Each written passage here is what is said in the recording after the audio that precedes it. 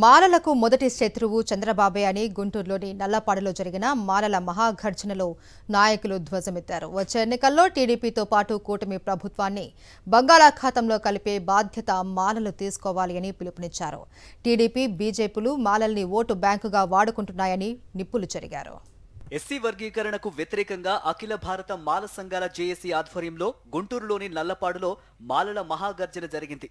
ఇందులో 2 తెలుగు రాష్ట్రాల నుంచి పలు మాల సంఘాల నాయకులు, మేధావులు పాల్గొన్నారు.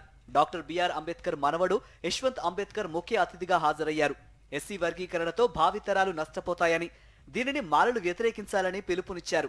ఈ సభకు హాజరైన మాలలను చూసి చంద్రబాబు భయపడుతున్నారన్నారు. ఆర్ఆర్ మిశ్రా కమిషన్ విధి విధానాల్లో పాత డేటా ప్రకారం చేయాలని ప్రభుత్వం చెబుతోందని, కానీ కొత్త డేటా అవసరమని అన్నారు. ప్రభుత్వం వెంటనే కులగణన చేయాలని డిమాండ్ చేశారు.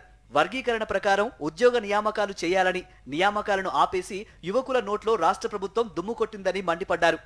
రాజ్యాంగంలో ఉన్నటువంటి రిజర్వేషన్లని బలహీనపరచడానికి, మరి రిజర్వేషన్ విభజించడానికి, వర్గీకరణ చేయడానికి పూనుకున్నటువంటి ఈ ప్రభుత్వానికి బుద్ధి చెప్పాలి అనే ఉద్దేశంతో ఇక్కడ మనమంతా కూడుకుని ఉన్నాం. Through the Supreme Court, the central government has cheated us. That is why we are opposing this judgment and show our strength that this judgment not to implement in Andhra Pradesh as well as Telangana state.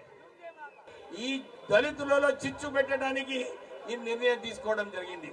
మేమందరం కూడా దీన్ని వ్యతిరేకిస్తున్నాము. కొట్లాడదాం మనం అందరం కలిసి. ఎందుకంటే ఒక్కసారి homogeneous పోయింది అనుకుంటే రిజర్వేషన్ అయిపోతుంది. మనం ఇది గమనించాలి. ఇది కేవలము మన దళితుల మీద కుట్ర.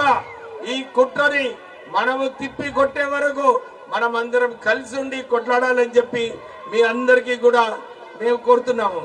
చంద్రబాబు ఎన్నిసార్లు మాలల్ని మోసం చేస్తావు అని మాలల మహాగర్జనలో నాయకులు ఆగ్రహం వ్యక్తం చేశారు. సభకు వచ్చే వాహనాలను టోల్గేట్ వద్ద ఆపేసిన ఈ ప్రభుత్వం అంతు చూడ్డానికే సభకు వచ్చామన్నారు. టీడీపీ, బీజేపీలు మాదిగల ఓట్ల కోసం కుట్ర చేస్తున్నాయని ఆరోపించారు. సుప్రీంకోర్టు ఇచ్చిన తీర్పు వల్ల మాలలు నష్టపోతున్నారని, చంద్రబాబు, పవన్ కళ్యాణ్, మోదీలు మాలల శత్రువులని అన్నారు. ఎన్నికలు ఎప్పుడు వచ్చినా ఏపీలో కూటమి ప్రభుత్వాన్ని బంగాళాఖాతంలో కలిపేయడానికి మాల సోదరులంతా సిద్ధంగా ఉండాలని పిలుపునిచ్చారు. సుప్రీంకోర్టు తీర్పు కులాల మధ్య చిచ్చు పెడుతోందని ఆగ్రహం వ్యక్తం చేశారు. ఆంధ్రప్రదేశ్లో మాలలదే పెద్ద కులమని తెలిపారు.